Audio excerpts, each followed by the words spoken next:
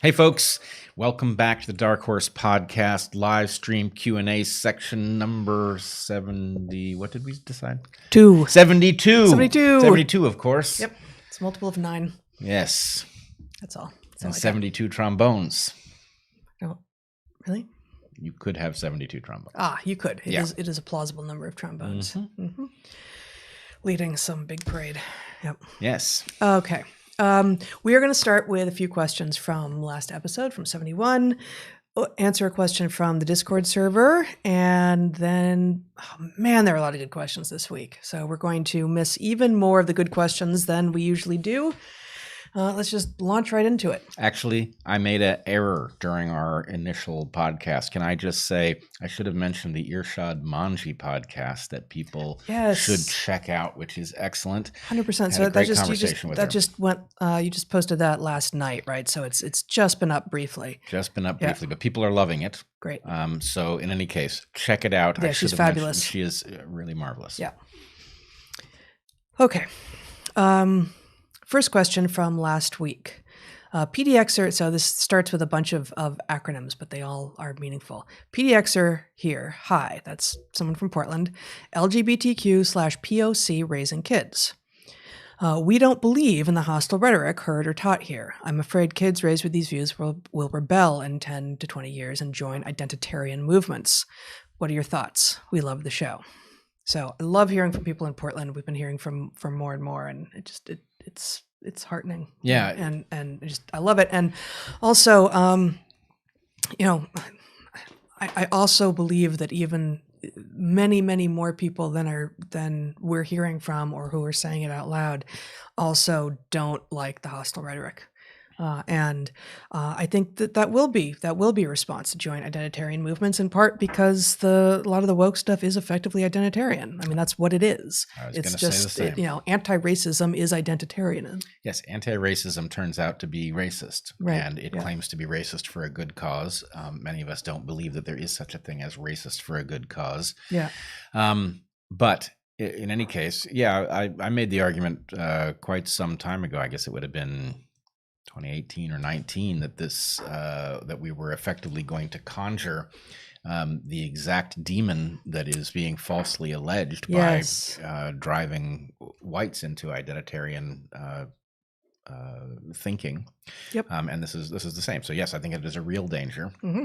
And frankly, all the folks pushing this, how dare they play with it? It's not their fire to play with. Yeah. And they are putting us all at risk over nonsense notions, many of which are the sort that could be easily dismissed in a matter of minutes, given reasonable people who have room to say what's true and extrapolate from it. Yep. And they're going to create an enemy whose strength is the likes of which they have been claiming they were fighting from the beginning. Yep, absolutely. Yep. Okay, next question. While our cats go to town on the cream in the background. Honest question. Why do people hate the idea of decolonizing certain aspects of education? Is it the term decolonize? Indigenous people mainly use stories to educate about morals, etc., even engage in rudimentary science. Is it fear of change? Well, I will say for my part, I resent the idea of decolonization because it is effectively a nonsense claim where it is deployed. I don't object to the idea that there might be certain aspects of the way we educate that could be disaster averted, yes. That could be improved. In other words, like everything else in this landscape, the terms are garbage by virtue of the way they're being used. They're not inherently garbage. Is there something to the postmodern understanding that it is impossible to escape our predispositions? No, of course that's true, but right. You can't extrapolate it into a worldview. You can recognize that it's a hazard and do something about it. Yeah. Is there something that we could legitimately call anti-racism that would be worth engaging in? Yes, but we can't now because anti-racism turns into a manipulative tactic. Is there something we could call white fragility? Sure, of course. But of course, the way white fragility is deployed, it's a nonsense accusation designed to prevent people from being skeptical of claims that they should be skeptical of. Yep. So Decolonize? Sure. Is there a legitimate version that could exist? Yes, but the version that we Right. see is simply, I don't know, a talisman or something that is being wielded in lieu of an argument. And yes, I agree. What do you do with it? I agree. Not last week, but I guess 2 weeks ago, we focused on Dr. Seuss. And so this question from last week says, the cancel cult targeting Dr. Seuss caused increased demand in sales for that once mild bigot. A beautiful irony or a fiendish plan? Does woke idiotology mean to make itself look ridiculous, thus fueling sense? Love Dark Horse. Yeah. A, I don't think it was a plan. B, it could be a plan, but really... What? It's just funny the way you said that. Well, yeah, I mean, the point is, does it change anything if it is? No. And I think... in this case, because it was the publisher, the Seuss Foundation or whatever, who said, apparently in response to pressure from wokes to stop publication of, what was it, six of the books, that could have been a hoped for, result. Maybe. I would be surprised if Seuss needs a PR bump, but... Yeah, but, I mean, all of these things are demonstrations of power, right? Yeah. How much power do you have to get a publisher to voluntarily pull books from a wildly popular author out of the catalog? Right. A lot of power. Does it matter that it was mostly obscure books? No, the point is they're demonstrating power. And I'm not sure what else to make of it other than this movement has a tremendous amount of power and they affect things when they can, and they've targeted everything. So, so yes, I'd like to see some evidence if there's any that suggests that this was somebody's marketing campaign. I don't think that's what it was, but it's beside the point. The movement has a tremendous amount of power and it's wielding it.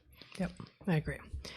So we actually had a question from last week about, I will butcher his name, Geert van den Bosch, Dutch PhD virologist, says vaccinating during a pandemic would make COVID-19 much, much worse due to selective immune escape. What are your thoughts on this? Hugs to both of you. I just wanted to, so we actually had 2 more questions today.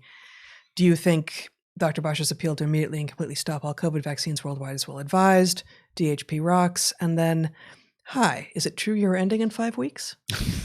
If so, thank you very much for the sanity you provide during a horrendously dark time. Also, are you worried about immune escape as a result of vaccination during pandemic? Be well. So I feel like we addressed all of these in the first hour, but presumably these questions came in before that happened. So no, we're not ending in 5 weeks. And it's complicated, but we talked about that before.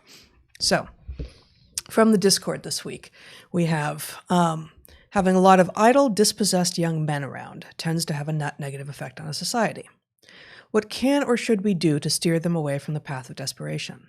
Think incel stuff, political and religious extremism, sexual and other violence, porn addiction, etc. Yeah, It's a huge question. Yeah, it's an important one. So we're going to do a tiny little bit here, and then we should be coming back to this. We talked about this a little bit in our book, which it's still months away, but and we in effect talk around this question all the time. Right. I would say we have a basic problem. We have several layers of problem. We have a novelty problem, which is that we keep introducing novel phenomena and not anticipating that it's going to cause disaster, and this is a major disaster, but it is embedded in a larger issue. There is a motivational problem based originally in the invention of birth control, which I think birth control is a net positive, but it has huge implications for social systems that we did not properly anticipate. And we are now many decades down the road, and the incentive structure is complete nonsense, in part because of the idea that any sort of self-limitation in the sexual landscape is really oppression, and that basically the height of sophistication is anything goes, when it's not true. So, and this is, of course, where Jordan Peterson got into such trouble years ago by invoking the admittedly clumsy term enforced monogamy, when in fact we come from a culture that has a legal legal prohibition against polygyny. Also, to the degree that there is social enforcement of monogamy in both humans and in other species, it's the females who are doing the enforcing. There, to the extent that there are winners from polygyny, which is the particular manifestation of polygamy, which is usually what people, when they're talking about humans, say. The winners are the very, very, very few males who actually end up with multiple female mates. And you can also argue that they're not winning everything they think they're winning, but all the males who are therefore left unmated and all the females who are left with less, childcare and partnership and everything else, and the children themselves all lose. And this is actually, I happened to be doing research yesterday on the health effects on children of mating systems in other human cultures, basically comparing monogamous cultures to polygynous cultures. And under polygyny, children fare less well. They have lower life expectancy and worse health outcomes. So, all of the hubbub about enforced monogamy. Who does he think he is? Men always trying to enforce monogamy on women. Like, nope, it's been the other way around. And luckily for women, most men are also interested in that because it's better for almost everyone. The only people for whom it's not better than in a coherent system of polygyny is a very few men. And this sort of polyamorous, promiscuous is the term of art in evolutionary biology, free for all, doesn't work for anyone long term. Yeah, it's a really bad way to run a society. It may be a good way to generate an army, unfortunately. So we should look out for this as a hazard. Yeah. And I would also just point out the thing that we've said multiple times, which is you'll find monogamy is very common in birds. Monogamy is never perfect in any species in which we look at it, but it is something like 85% of bird species show at least seasonal, within season monogamy, and many lifelong. Right. And in mammals, it's 15%, and in some clades, even less. Mm-hmm. And the implication of this, I think that might even be high. I don't know. I think it's 15 across mammals, and it's lower in bats and higher in some other things, but it doesn't much matter. Bats. Yeah, I know, bats. But the point is, why are these numbers so far off of each other? Why are birds so much more prone to monogamy? And the answer is really interesting. The answer is that for physiological reasons, the birds are more certain of their own paternity. Male birds are in a much better position to know that hatchlings are theirs than mammals, because mammal pregnancy separates sex from birth in a way that males can't track what's happened weeks, months earlier. And so the point is, when males have high certainty of paternity, they are selected to favor investment in mates and offspring. And so it at least opens the door for the possibility in a way that the door isn't really even open absent high certainty of paternity. Well, it's open, but the problem is the danger of cuckoldry is so massive that selection favors males to abandon so they don't get caught in that trap. And so anyway, you want to see more monogamy, which you should, because the benefits to it are so many, and at every different scale, from the individual scale up through the societal scale. What is the answer? A higher degree of certainty of paternity is what causes males to be in that frame of mind. Mm-hmm. So anyway, interesting puzzle. Yeah. So we didn't really answer the question at all, but we'll keep talking about this. I thought we did. What can or should we do to steer them away from the path of desperation? Yeah. So that was the actual question. I think we should move on for now. Yeah. That said, apparently this question has been coming up a lot in the Discord, so I do think we should return to it. We will end up talking forever about this. Yep. If we stick to it right now. What is your take on the mRNA vaccines versus Johnson & Johnson? If offered one tomorrow, would you take it? Assume that demand is greater than supply, so public health is not an issue. This is only a private health question. So thanks for all you do. I appreciate the nuance in that question as well, that it takes the public health question off the table. We haven't talked about this recently. I would far prefer Johnson & Johnson to mRNA. And I am glad that I'm not in a position to have to decide whether or not I will take it yet, because I'd rather not yet, and it's not on offer. Yeah, I would say, unfortunately, delay is valuable because the problem with all of these vaccines is how little we know about what they do. I Yep. will say, anecdotally, I hear from a large number of people who are in a position to give first-person reports, very scary stuff about side effects that have happened, which may not You don't be. know anyone who's had the J&J, right? No, This I is don't. just Pfizer and Moderna.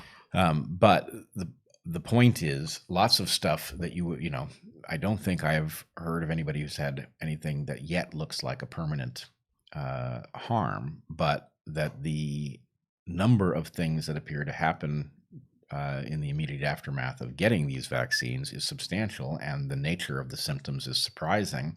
And so the question is, as we pointed out at the beginning, we don't know, and we're intervening in a complex system, and you should expect things you didn't expect to emerge because Yep. of the nature of that system. Yep. And I still think Johnson & Johnson and AstraZeneca, we didn't talk about it today, but I think the blood clotting stuff was a false flag. Not that it didn't happen, but that it was unnaturally high as a result of the vaccine seems likely to have been not the case.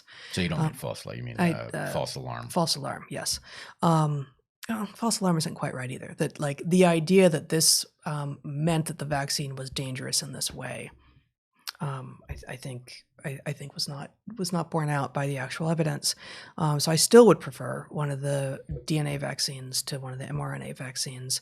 But because Johnson & Johnson has been around even less time than Moderna and Pfizer, I'd like for it to have been around as much more time as possible before I myself end up having it. And for those, because of concerns about long-term health side effects. For those who have only recently come to this conversation, I would just say that the part of the problem too is that we have a massive vaccination effort and no evidence about truly long-term effects, and even a delay of months or years doesn't buy you insight into what it does 20 years down the road. Right.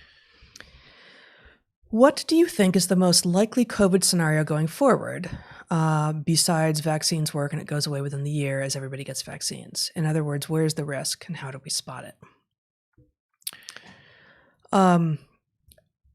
I actually felt, and it's hard to separate out my assessment from my hope, but it really felt, even before the vaccines were being rolled out, that we were going to end up with this thing becoming endemic in the population and losing virulence and becoming one of these coronaviruses that circulates and kids get exposed to, and like they do for colds, and that it would become less and less of a deal.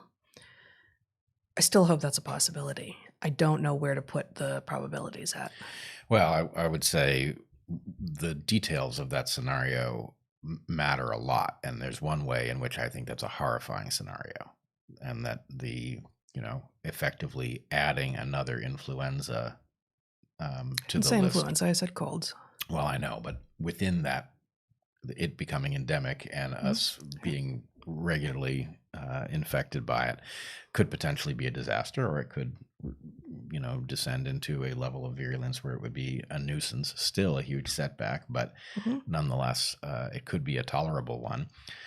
I think there's a possibility that the vaccine, as ill-advised as launching into a massive vaccination campaign that is not evolutionarily well thought out it's actually possible that this could work, and that the escapees will have downsides associated with them evolutionarily that will... What kind of escapees are we talking about? Virus? Evolutionary escapees, the virus. The virus escaping susceptibility. But I think it's actually very likely that what happens is that the arms race produces the natural counterpart on our side, which is that we will be generating vaccines rapidly, it will be escaping, and we will be chasing the virus, and we will learn a lot about the consequences of repeated vaccination. So anyway, there are a lot of scenarios, and I would say many possibilities are open here, including presumably ones we haven't thought of. Yep. But I'm, cross your fingers that this vaccination campaign, and there are ways in which, if it makes any sense, it hasn't been explained to us how it does, the vaccinating of people who've had COVID still doesn't make any sense to me. Right. And it's a lot of people. Mhm. So why are we exposing them to the hazard of a vaccine we know nothing about the long-term implications of? That seems indefensible. Yep. But I guess we'll see. Yep. What are the evolutionary implications of showering every day? Not being able to shower while camping in nature doesn't feel as dirty as if you skip it when you're in the city. Are we, the urbanlings, too purelled? Is there any compromise? Yes, we're too purelled. And it's hard to stop doing it when you're interacting with other people who have the same expectations of sort of smell and cleanliness. Yep. I think the implications are many. Some of them are positive, and many of them are presumably negative. There's temperature questions. Is it good for you to jack the external temperature the way a hot shower does? Maybe it's neutral, right? Maybe it just takes the burden off the caloric burning momentarily. Who knows? It may be that it's related to anomalous stuff like kids getting acne, just changing the ecology of what's on the skin, trigger this otherwise evolutionarily bizarre condition in us moderns. So that isn't necessarily about showering, but specifically these injunctions, wash your face every day, twice a day. Like, wash your face? Really? You sure? Sure about that? Like, if you know you got stuff on your face, you need to clean that shit off. But like, that in particular has always struck me as like, it's not at all clear to me that soap belongs on your face ever. Yeah. Well, Ever. there are all kinds of interesting questions too about like brushing your teeth and what the natural ecology of the mouth would be. But then on the other hand, it is also possible that even something evolutionarily novel like showering or brushing the teeth might be a positive compensation for other novelty factors.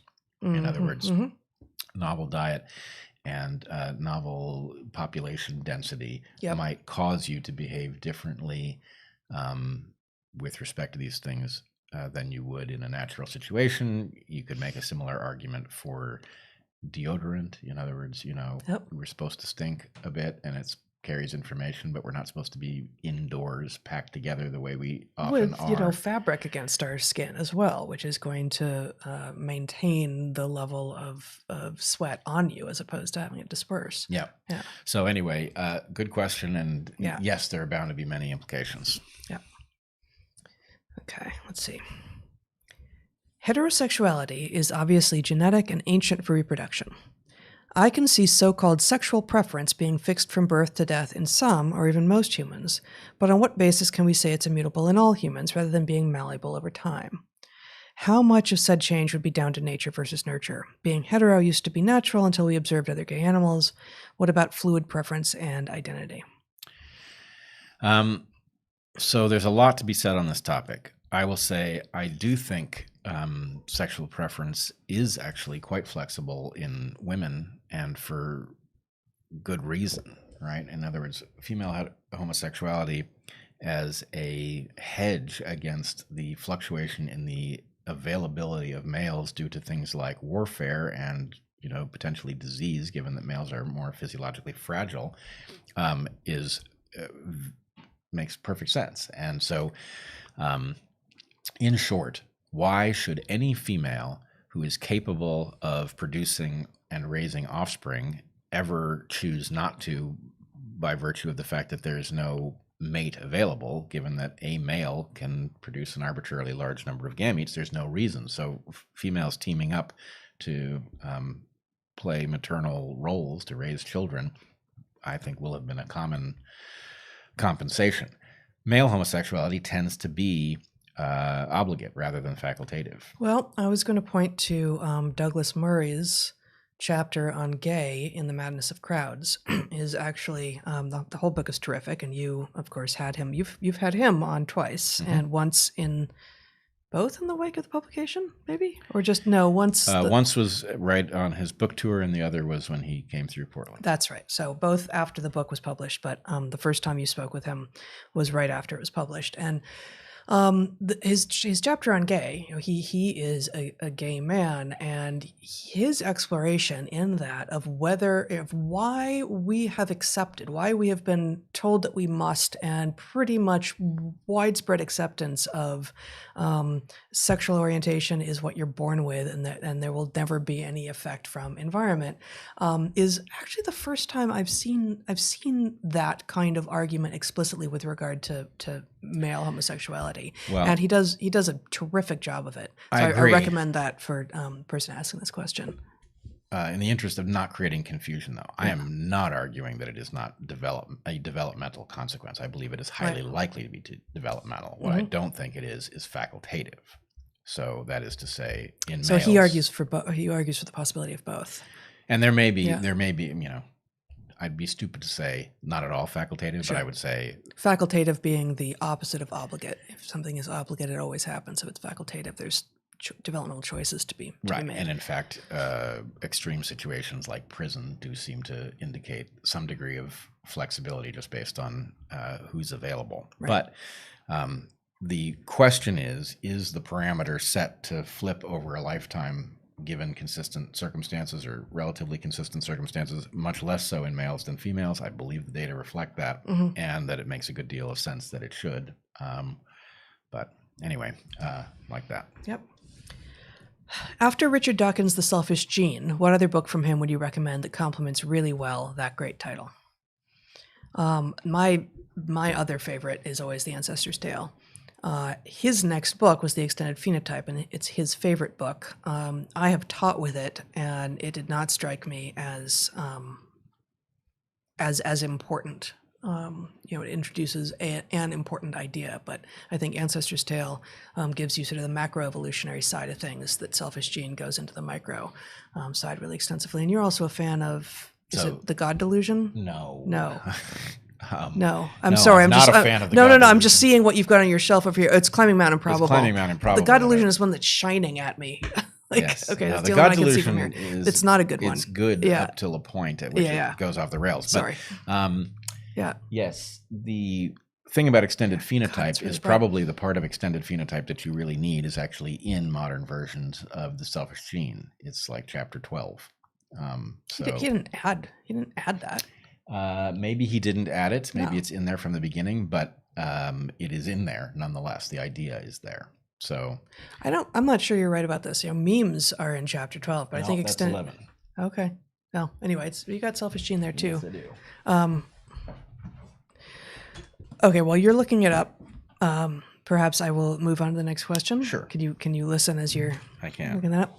Hi, superheroes. This one begins.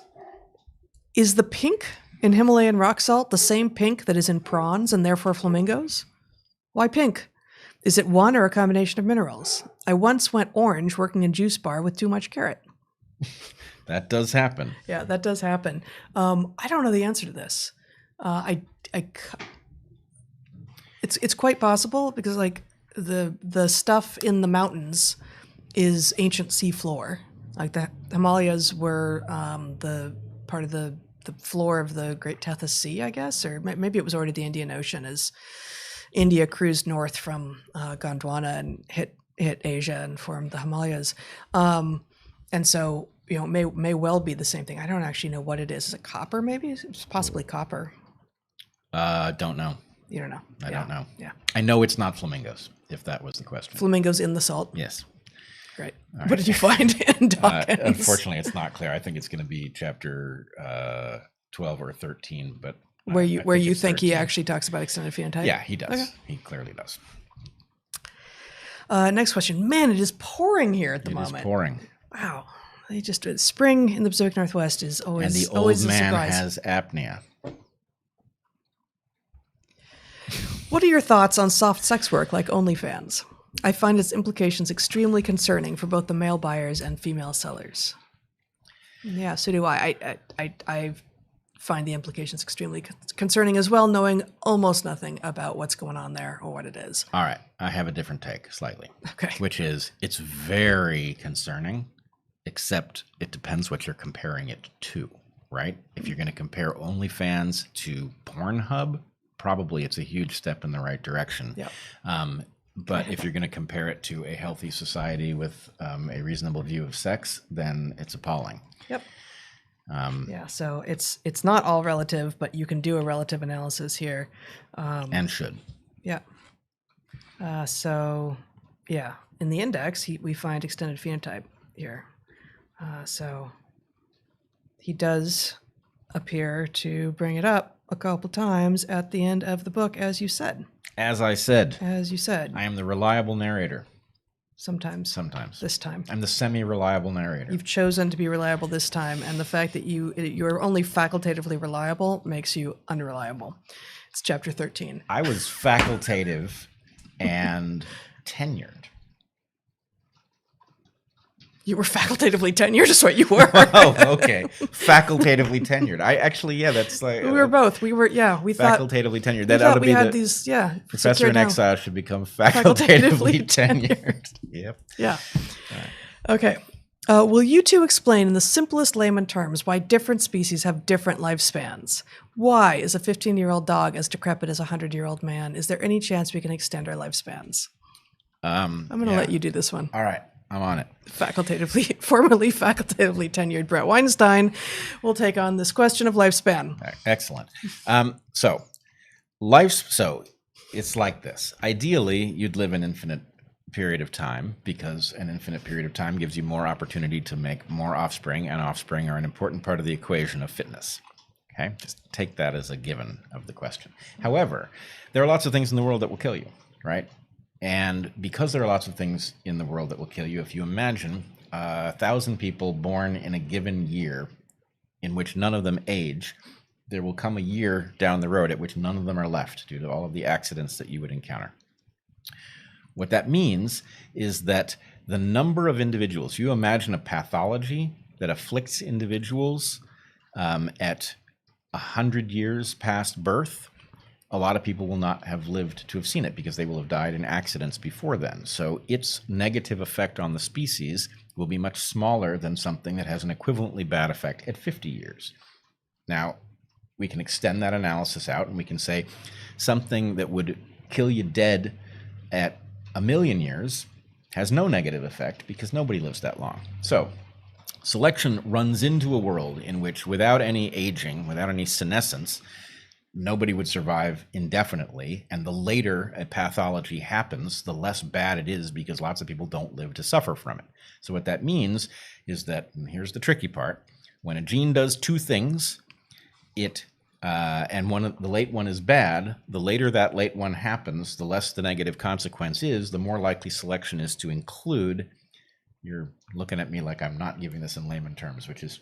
Well, but you're also not answering the question. Well, you're talking about senescence, but not different lifespans. Right, but so to finish the explanation, selection will favor genes that have a good early effect and a late bad effect because the late life counts less than the early life, since everybody's around for early life and fewer individuals are around for the late life. What this means is that counts less. There are fewer late lives per. If for everything in the population, you have a certain number of early lives and a certain number of late lives, and you put all those early lives and late lives into a bin, you have more early lives than late lives simply because the early lives come first. Yes. Yeah. So counts less is just like a statistical counts estimate. Less in selective terms. Selection sees it less clearly. Yeah. Okay. Now, that's the background. Add into that the question of a creature that exists. How much less does selection see late life in creature A versus creature B? Now let's compare two creatures like a mouse and a bat of similar size. Okay, mouse and a bat of similar size both fit into the mouths of the same kinds of predators, but the mouse is much more susceptible to being preyed upon because when one of those predators happens onto it, it can't fly away. Right? So that means that a lot more bats, given a certain number of encounters with bad stuff, right? A lot more bats live to see their next year because they have a defense against predation that the mice don't, which is flying away. We could make the same. So is it demographically that's true? That demographically, if you get to, I'm just going to make up numbers here. If you get to month 1 of age as a bat, you're very likely to reach year 5 And if you get to month 1 as a mouse, you aren't particularly likely to get to year 5. Yes, that's true. Your mortality at every ensuing month beyond the early risks of being a tiny thing are much lower for a volant mammal of similar size. Right. So there's a pattern. The bigger the animal you are, the longer lifespan tends to be. But within a given size, animals that fly outlive animals that don't fly. Animals that are toxic outlive animals that are not. Animals that have a shell outlive animals that don't. So there are a bunch of things that can make you safer, right? Also, things like you live on an island where your predators don't happen to be versus you live on the mainland where they're common. Go ahead. Do soft-shell turtles have shorter lifespans than their congeners, their closest relatives? I don't know, but in this case, we've got a confound, which is, are they soft-shelled because they evolved for a niche in which the predators don't exist, in which case you wouldn't expect them to live a shorter life because they're immune for other reasons. But in any case, the point is, a mouse in the wild, given the ability to live out its life and die of an old age pathology, might live 3 or 4 years, longer actually than a lab mouse or a pet store mouse. However, a bat of similar size in many species can live to be decades old. In fact, there are examples of bats that have been recaptured after 30 years in the wild, small microbats. So the point is, the extrinsic risk, the hazards in the environment, the more intense they are, the greater the bias towards borrowing from the ability to live a long time in order to be very vigorous when you're young. And the reduction in those hazards, either because of where you live or because you have the characteristics to resist it, that results in selection seeing the late life much more effectively and therefore biasing in the direction of giving you the possibility of living longer and reproducing longer. So that's the basic landscape. Dogs versus people. Right. So there's a question. Dogs dogs have a wide range. Oh, there's another pattern that has to do with dogs. Well, there's also a body size thing, which you didn't talk about. I'm about to get there. Okay, So this is not a lecture. We really need to get through a lot more questions, so we need to cut it. It's a general body size pattern. All else being equal, bigger animals outlive smaller animals. However, within species, variation goes the other direction. Smaller dogs tend to outlive larger dogs. So there's a question about what dogs we're talking about. And that's true for within a species, humans as well. And so this is part of what explains the sex differential in lifespan, which is that women on average being smaller than men on average tend to have longer lifespans. Right. And there's a question about within species and between species, the pattern reverses. The pattern reverses, which is a very interesting fact. So let's just cap this off. That's a bunch of information that is relevant to your question. Lifespan is a response to the hazards that exist to you in the world and what selection does in response to them. And then the question about, is there anything that we can do about lifespan? And the answer is yes and no. Okay? We have been fantastically successful at increasing average lifespan. That also means that we have gotten really good at making people younger at more advanced ages, right? So you can do things at 60 and 70 that somebody 25, 30 years ago might have only been able to do at 50. So we're really good at this, right? What we have not been good at all, have made literally no gains as far as we are aware, is extending maximum lifespan, and that is a very dubious prospect, even to the extent that we might come up with spectacular things. There are limits that make it very unlikely that the life that we can give you extending that number is going to be very desirable. In other words, what if we could make you live to 130, but weren't able to do anything about senility? Right? That would be an ugly life. So it's not. So the number's right about at 120, right? Yeah, right in the neighborhood of 120. Maximum human lifespan. Right. But basically the short answer is enjoy it while you're here and don't listen to the people who think that we're right around the corner from extending maximum lifespan because they're trying to get their grants funded.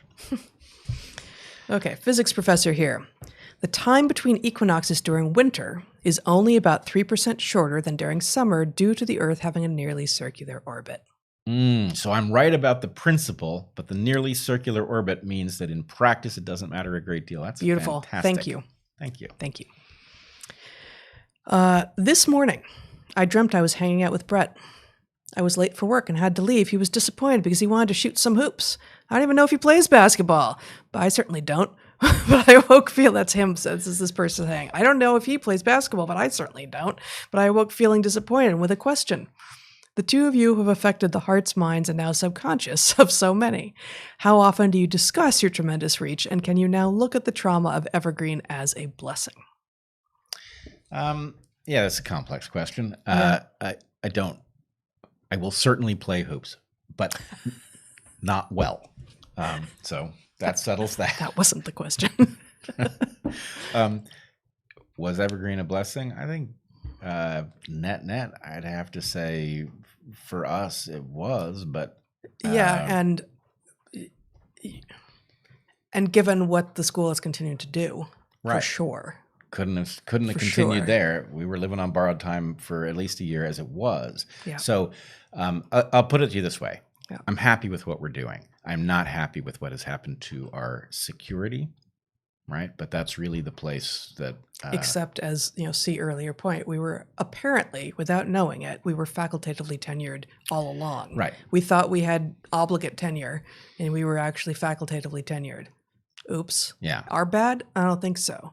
It turns out that when your institution goes woke and disloyal on you, the security that you thought you had, which is one of the big benefits of being in the system, ain't worth anything.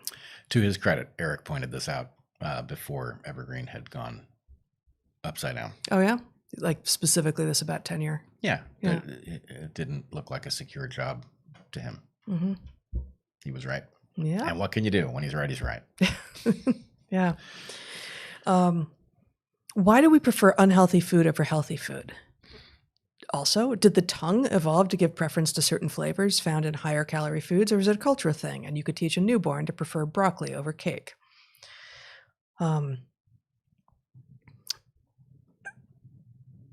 It's neither in the tongue nor the culture per se. There's mechanistic stuff in the tongue, and there's cultural preferences for certain kinds of food in some places, and the East Asian cuisines don't tend to have nearly as much sugar as say French cuisine, which isn't sugar rich in a lot of places, but obviously they've got a patisserie culture that exists less so in, say, Japanese cuisine. But it's the simplest answer, and this I feel like, again, we should spend many episodes talking about food, and we have one chapter in our book on it. Is simply about the sort of the least interesting level of answer here is that we are craving the things that were rare in our ancestral environment and which are no longer rare. And why aren't they rare anymore? Precisely because we crave them, and so corporations can make money off of making them available and charging us to access them. Yep. So the point is, it's not that these are the unhealthy things. It's that the fact that we did not evolve to limit our desire for them because there was no need, the world limited our desire for them, right? Means that we eat too much of them, and that does bad things to our physiology. Mm-hmm. Yep. Is it wise to pursue a relationship that is hindered by the Atlantic Ocean and closed borders? I met a woman from France online. She shares my worldview and enjoys authors that were formative in my thinking. Here in Oklahoma, where I am, my worldview makes me a black sheep. I would say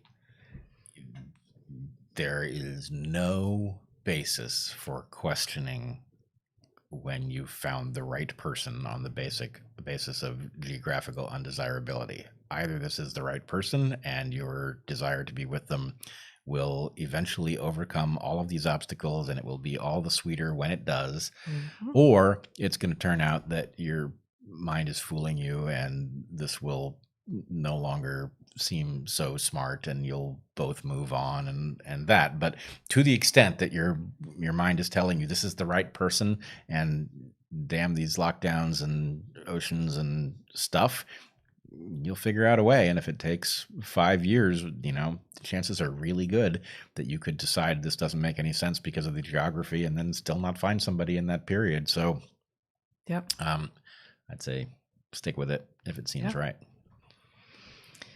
What are we at, Zach? Time-wise? You were at 45 minutes. Okay, let's get 4 more here, and then we'll go to the next this hour. This is just a comment. The dog that does not behave in a racist manner would still be considered racist by benefiting from an inherently racist system. Right. Now, do we want to hold the dog responsible for the kibble that it eats? blissfully unaware of the racism in the world. Lack of awareness of a problem does not render you unresponsible for that problem. In the dog's case, I'm going to argue that there is a certain defense to be made. Unresponsible isn't even a word. No. I was just trying to sound woke. I'm not experienced in it. Right. I'm not sure that provides them the advantage it should. Yeah. But Okay, another comment. In the past, the deluded were diluted. Now the deluded are distilled, hence their power. Yeah, that's how it looks if you concentrate. Oh. Wow. Terrible. Mm-hmm. So this question comes with a link, which I have not yet gone to. Are vaccine selection pressures like in bird flu possible? I wish I knew what that was a reference to. Yeah. I don't. I don't either. Yeah, it's a paper published in Virology in 2016, but I don't have time to figure it out while we're All right. on here. Well, we'll look at it, and if it's sufficiently interesting, we'll return to it. Okay. Why can't I get my computer to do this? There we go. Oh, that's really bright. Is publish or perish a contributing factor to the problem in academia? Scholars with nothing interesting to say instead publish and promote critical theory, which becomes a coercive discourse. Yes. Yep. Yeah, that's not the only way in which it's a problem, but yes, it's a massive, 100%. massive problem. Yep. And actually one more, since two of those were comments rather than questions. Is it desirable or beneficial to increase the world mean IQ to 130? Why or why not? Can CRISPR or Elon Musk's newest endeavor, Neuralink, a brain-computer interface, accomplish this in the future? Yeah, in principle, it'd be lovely to increase IQs. Well, I guess. I guess I'm sort of thrown by, like, IQ is defined as 100 is the mean. Right. So True. It doesn't, like, the question doesn't. We can fix the question because Right, but then it just raises the question of, like, what exactly, like, what would be being raised, right? Like, so, if people are getting smarter, the mean IQ remains 100, but 100 in 2021 times is not the same thing as 100 IQ in 1921 times. So that is definitionally built into what IQ means. Yeah. How the quotient of intelligence quotient is being figured, how it's being calculated. But smarter, like, what all is IQ measuring and what all would be increasing? And those are a couple of giant questions. And I feel like I could begin to take a stab at answering it if I said, okay, here's 12 things that IQ is measuring, is trying to measure, is stated to be measuring. Which of those things do you think the world would be better off if we could improve those? And I can't on the fly come up with what those 12 things are. I got the one that I want to see increased. Okay, go for it. Extrapolation. Careful extrapolation. I want to see people become a lot better at this. I'd like to see them become 40 times better at this, but double would be a start, right? Extrapolation is so much at the heart of what's gone wrong, the failure of extrapolation. Mm-hmm. So I'm not convinced by Neuralink. I am convinced that we are software-based creatures and that our ability to extrapolate has gone up meaningfully across populations, between populations. It's gone up, right, over history, and that means something. So this is possible, but I don't think it's going to be a genetic intervention. Yeah, it's not going to be CRISPR. Right. It's not going to be CRISPR. Yeah. It's not likely to be CRISPR, and it's not likely to be it's not CRISPR. Neuralink. But how about just not wasting people's time in pointless, counterproductive school? Why not give them something? All Puzzles. Right. This is gonna sound radical. Play, sport, game, something laughter, educational. music, Imagine that we took art. We took the time that people spend in school and we used it to educate them in something like, I don't know, extrapolation. That's insane. Yeah, that's crazy. Yeah. What is the evolutionary? We're going to the next hour now. What is the evolutionary reasoning behind a problem like chronic dry eyes? Do people who make money for eye drop companies procreate more? Yes, they procreate better. Do they? Undoubtedly. Mm. They have more reproductive options based on having condescended to buying, I don't know, eye lubricants or whatever. No, that's ridiculous. Of course they don't. You don't think? You're basically arguing that anyone who's a successful salesman has better reproductive opportunities. I'm arguing that anybody who is successful in the market, all else being equal, has better reproductive opportunities. So then compared to all the other people, like not overall. Yes. Right. No, I'm just arguing. Yes, I'm arguing that there's a reason that people pursue resources. Yeah. I think chronic dry eyes is probably largely going. I think there are a lot of modern hyper novel reasons for this. But my best guess, I haven't thought a lot about this, but my best guess, which would be pretty easily tested, is that this is about our climate control and going back and forth between climate controlled and non-climate controlled spaces. And, the test for that would be, do people who either live in, say in the tropics with open, flow windows where they just got screens on their windows and so are never moving back and forth between either heated or air conditioned and outside spaces, or living outside entirely, are they less susceptible to dry eyes? I predict that they will be. So I certainly agree it's going to be a novelty effect. It's almost certain to have an environmental component. I am also now this week wondering about changes in skull shape and other musculoskeletal issues that may affect the way things that are supposed to be circulating are entering and leaving the skull and things like that. So the possibility that there are things about the dumb way we sit around in chairs and fail to do stuff that gives proper feedback. He said, well, dumbly sitting around in a chair to the other person dumbly sitting around in a chair in the room with him. Yes. Yeah, there's nothing better than talking smart about stuff that you're doing dumb. Yes. I don't know what this question means. I'll read it. As ethologists, explain opsonization by immunoglobulin. Do immune cell lineages compete, comrades? Selfish genetic competition, resource competition. So that last part isn't... Wait. What? Opsons? Yeah. Opsonization by immunoglobulin. So immunoglobulins are antibodies.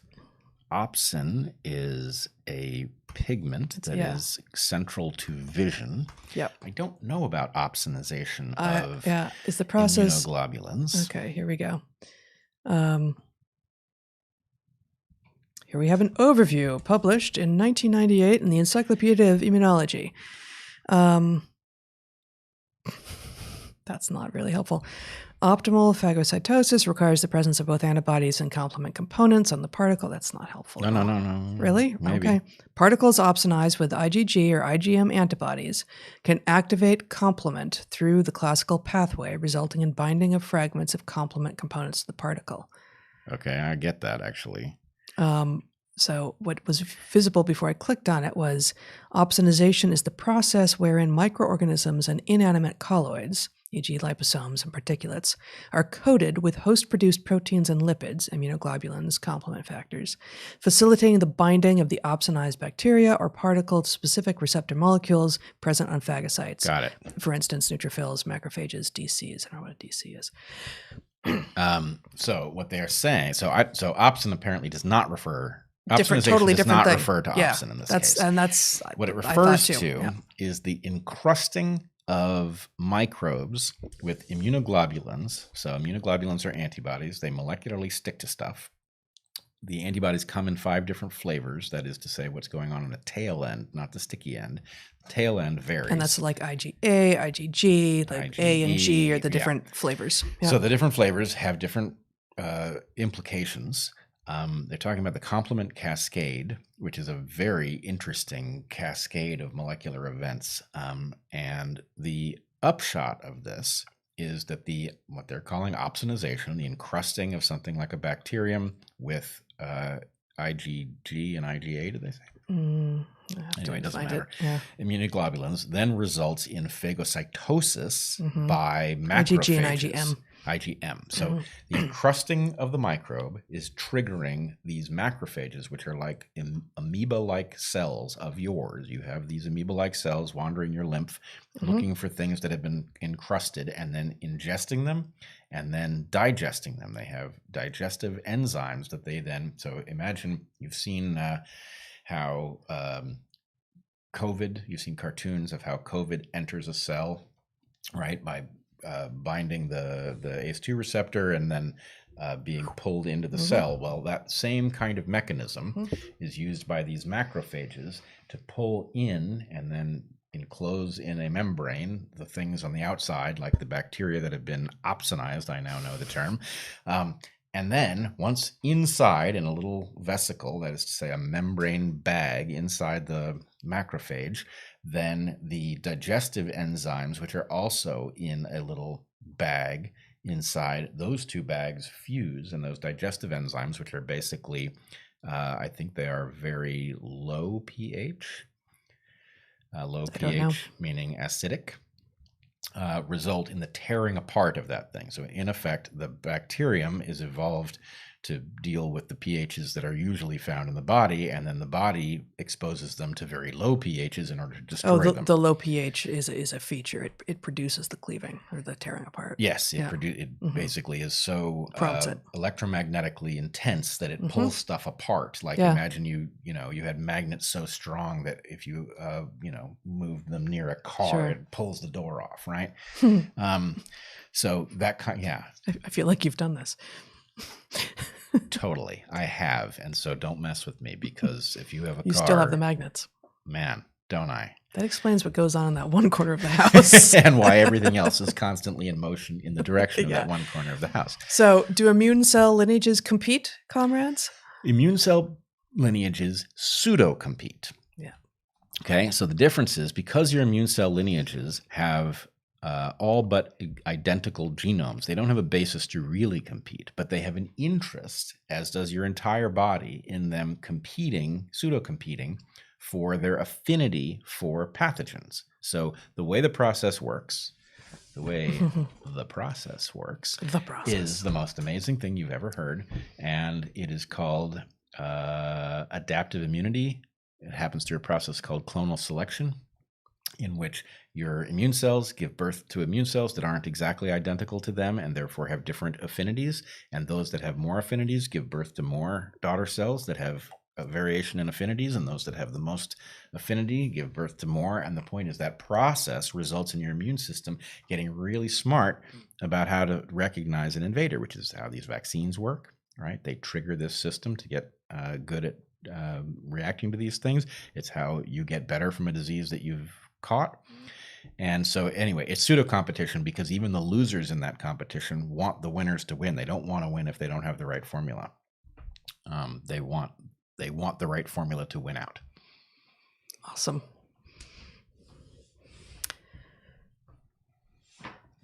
Here's my attempt to explain why I, like Bret, enjoy arguing.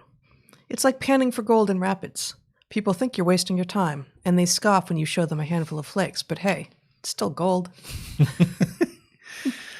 Yeah, all right. You accept that? So I've got this, it's so, I can't see who's asking the question, so I don't know if any of these are from regular people. I'm tempted to say that person only thinks they like arguing, and really they don't like arguing nearly as much as they imagine. The gauntlet has been thrown down. It has been thrown. Yeah.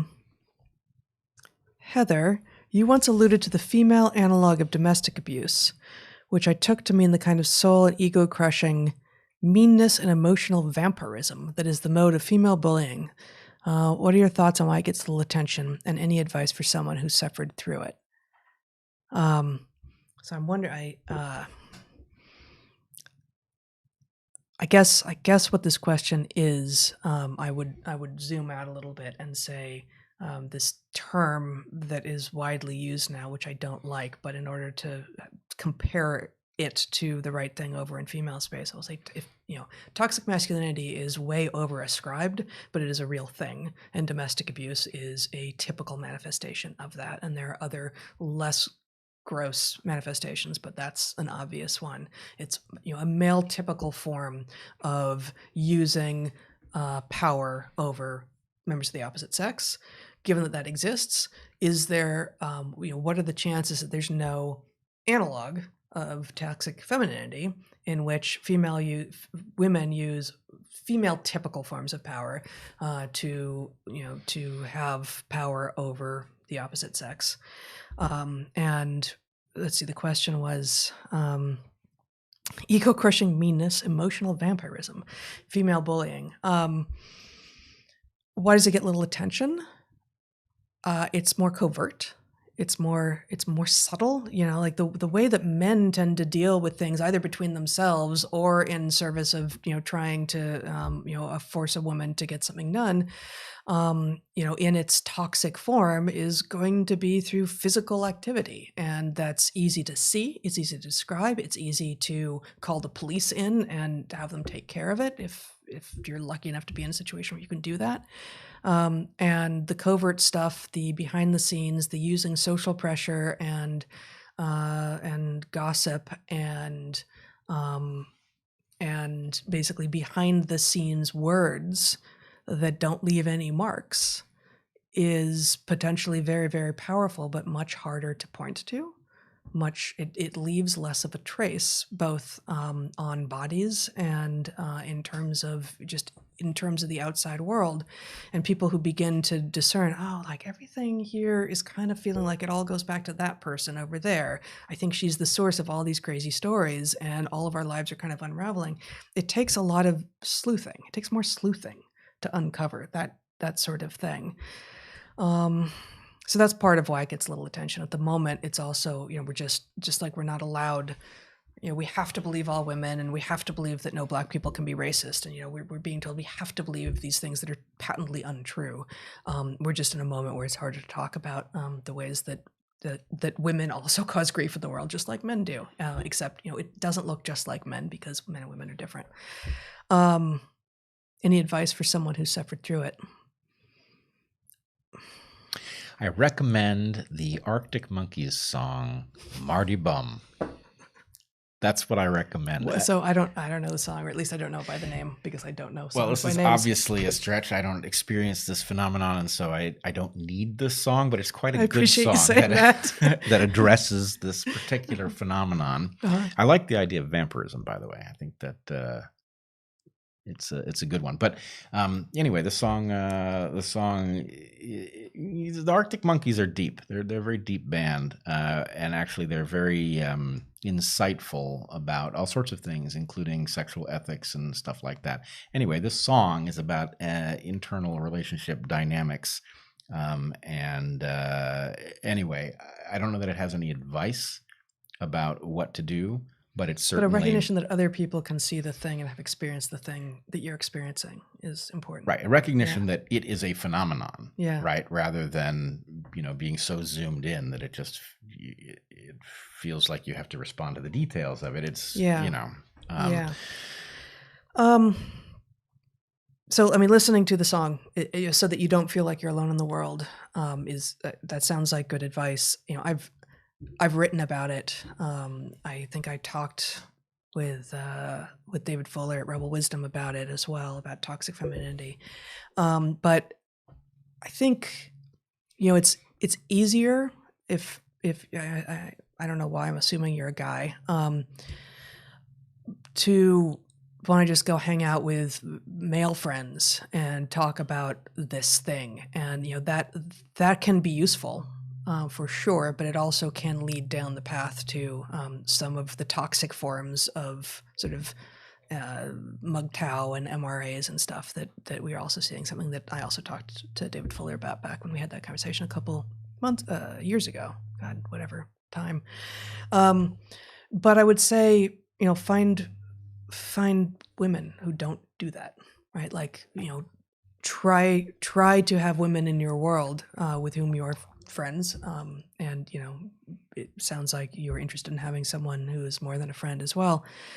There are plenty of us who don't engage in that stuff, just like there are plenty of men who don't beat on women.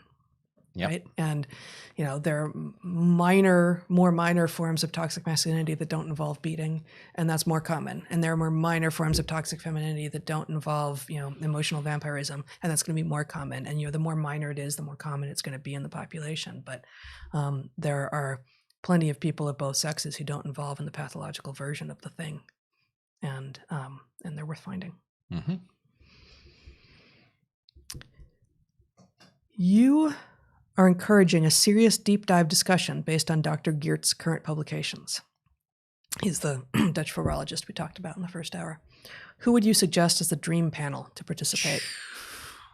When we were first talking about this just before the podcast, and you said this, I thought, I don't know who should be on it. Yeah.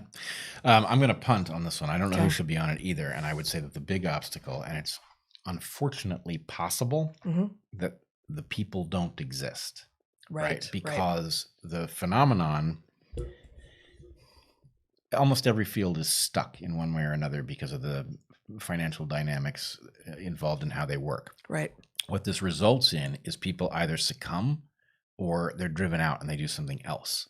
And so you would expect a field that was hell-bent on saying dumb things would have lots of competitors saying smart things. And in fact, what it does is it creates a kind of idea desert, because you need high immunity to the nonsense of the field in order to persist in light of it, and you don't get to participate in the dynamics that actually make a field worthwhile when it works, right? You get benefit from your competitors pointing out what you don't understand, so your thinking gets better over time. And if you're, excluded as a crank on the outside, you don't get the benefit of that. So anyway, the point is, I very much hope that those people exist. They may not have the credential that you expect them to have by virtue of the fact that all the people who do are participating in the system of corrupt incentives. And so I don't know. I'd love to know what that list looked like. Probably we could come up with them. You would want, Nassim Taleb types whose expertise may not be narrowly focused on the topic, but is a good generalist thinker who's capable of spotting illogic. Scientifically savvy generalists. Yeah. Without perverse financial incentives. Yeah. Or other incentives. Actually, I want to revise my answer slightly. Mm-hmm. The fact is, none of this stuff is unlearnable, right? If you had the people, if you gave people the room to acquire the immunological knowledge that they need in order to process that part of the conversation, that's not that hard to do. What you really need is the people capable of doing the extrapolation and free of the incentives. But you'll acknowledge that would preclude them staying in their own lane, wouldn't it? Yeah, we're not talking about lane stayers. We're talking we're talking about people who don't even see lanes, right? They're lane blind. Oh no. there might be something there. I'm lane blind. Lane blind. Mm-hmm.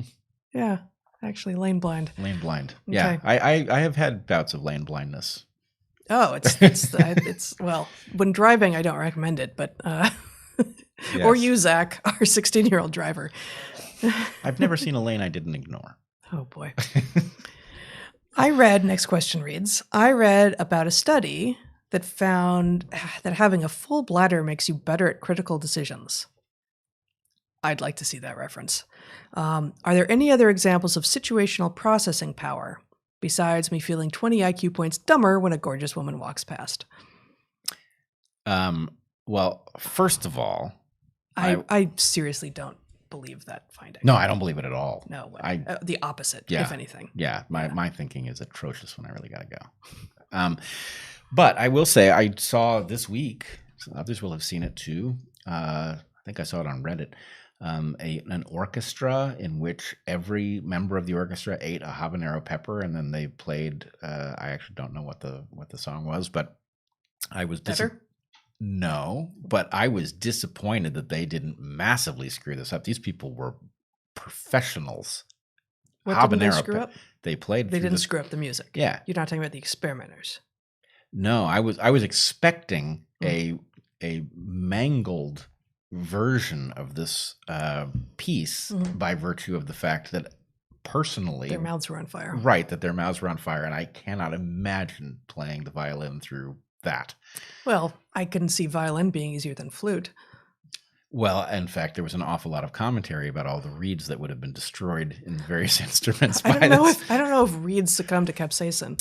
I don't think they do, but I think you can't use them again because they're too freaking hot.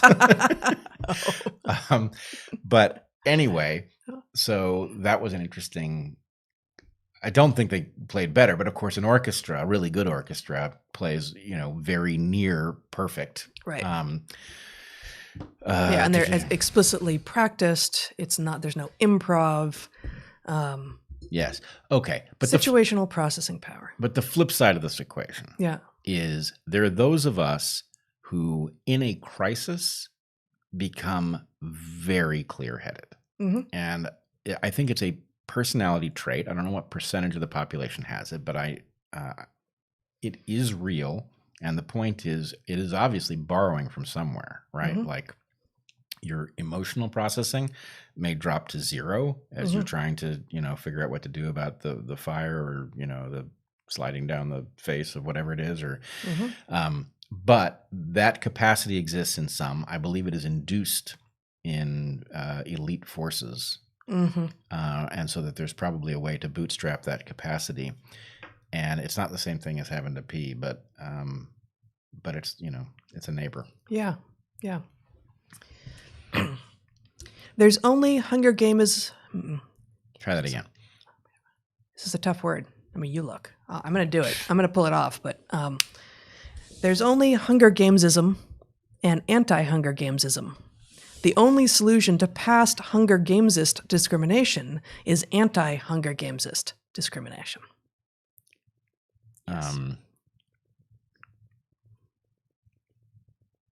Yes. Are we there? Yeah. I think so. Okay. Yeah. Let's see. Maybe two more questions. Is there an evolutionary basis for the uncanny valley? Do near-peer competitors pose a different threat and warrant a different fear response than other dangerous life forms? Related to Neanderthals? This is a great question. Yeah, it is. I would say there is a question about whether or not so for those who don't know, the uncanny valley is the observation that things that look close to human without looking human are actually repulsive, that there's a sense, so there's a gap. There are things that look sufficiently far from humans that we don't process them that way, and there are things that look sufficiently close to humans but not close enough that are repellent. That could be the result of a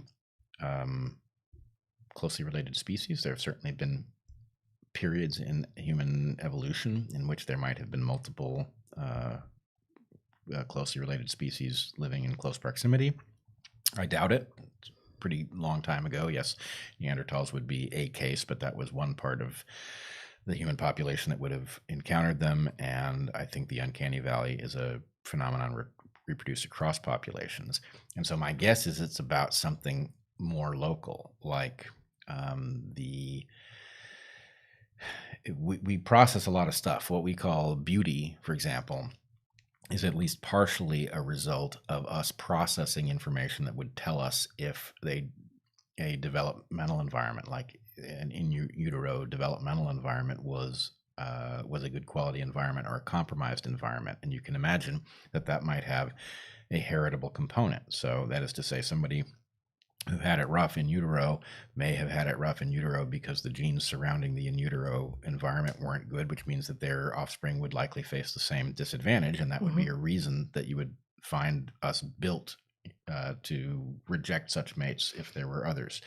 So it may be that it's the same process that causes us to seek beauty because it indicates something positive that may be heritable or may otherwise influence the well-being of the offspring we would produce with somebody, that we would be biased against a bunch of things that would be hazardous, and that this is basically that phenomena. As things look less and less like your stereotypical human, there's more and more reason to suspect something is off.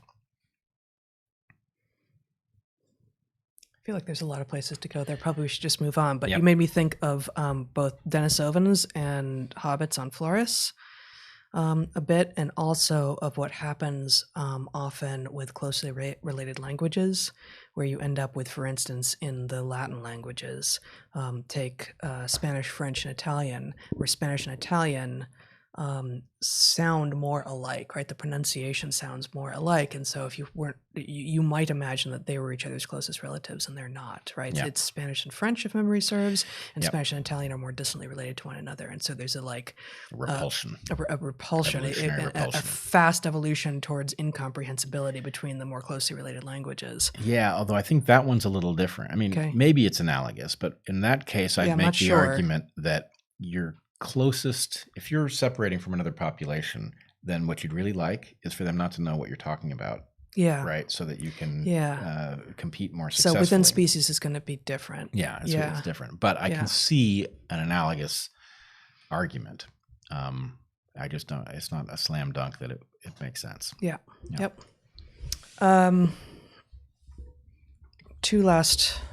One last question, then one last comment.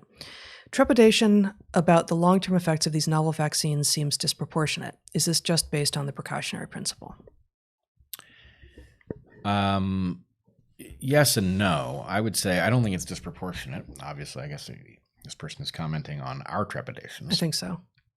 I don't think our trepidations are disproportionate. Obviously, if I did, Right. they'd be smaller.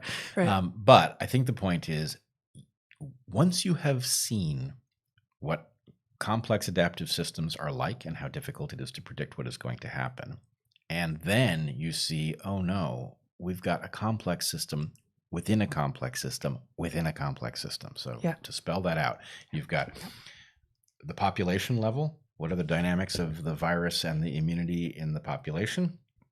You got the individual. Oh my God, that's a biological complex system in which it is effectively going to be impossible to know what a novel phenomenon is going to do when introduced into that body. We have to find out empirically, and the duration over which we'd have to look is extremely long. And then, oh my God, on top of that, you've got this thing is interacting with the immune system, which is actually the one system in the body that literally evolves within the scale of weeks to months.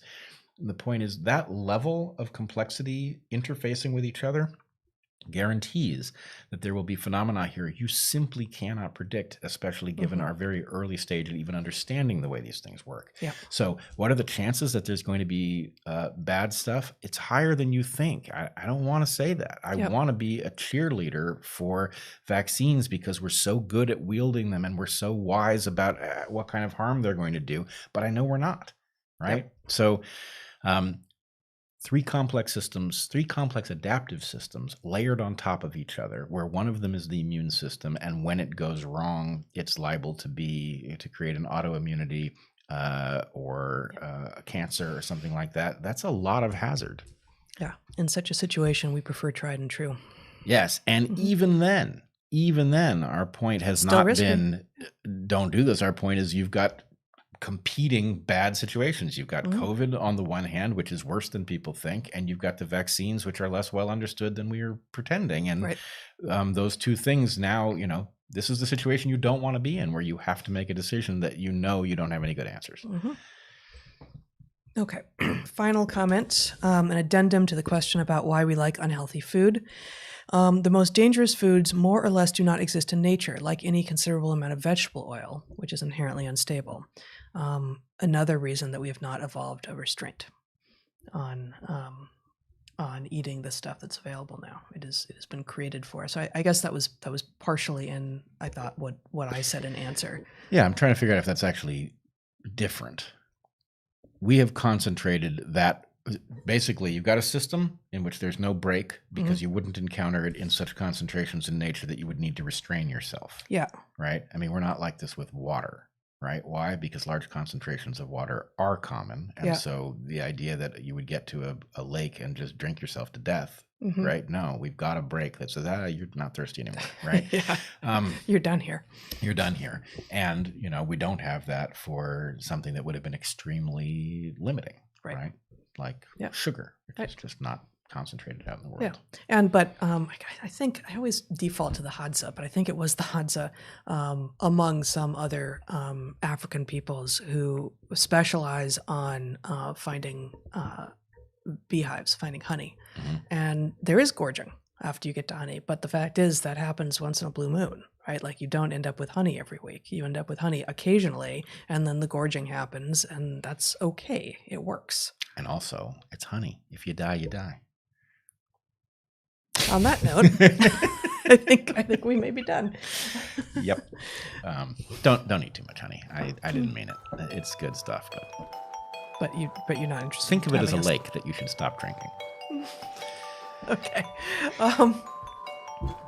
Well, that's it for this week, I think. That's it for this week. Yeah. We're declaring it over a day early. Actually, it's not a day early. It depends on how you count. Yeah. Again, any questions that you have to darkhorse.moderator@gmail.com. Please consider joining us at either of our Patreons. Right now, the question asking period for the private Q&A that happens on the last Sunday of every month is open at my Patreon for another until noon tomorrow Pacific time. Yeah. Like All that, right. I guess. Yes. Yeah, pretty much. All right, everybody, ignore your lane.